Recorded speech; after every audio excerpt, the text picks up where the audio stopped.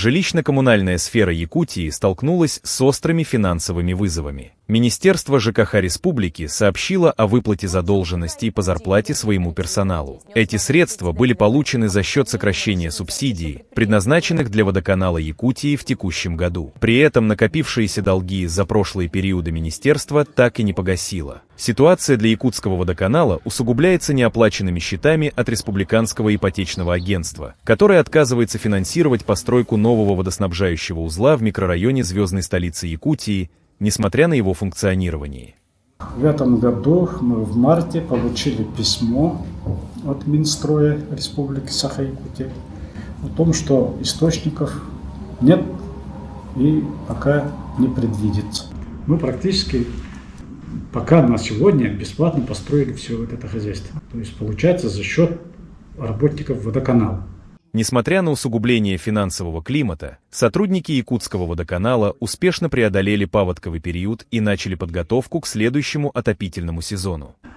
Я бы хотел поблагодарить наше население, но несмотря ни на что, традиционно население в пределах 98-99% оплачивает. К сожалению, за последний год у нас просели бюджетные предприятия, ну и сам бюджет.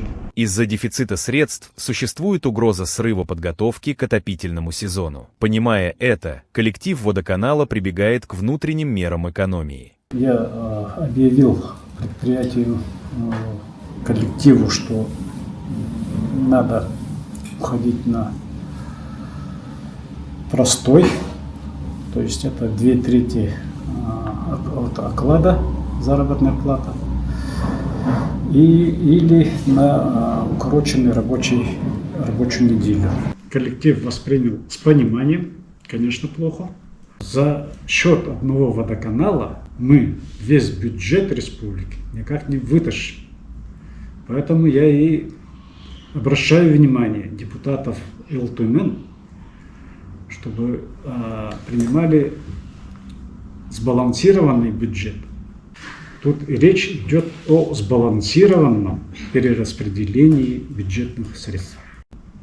С тем, чтобы, если денег в бюджете не хватает, то, соответственно, все слои населения, все слои работников приняли в этом тоже участие.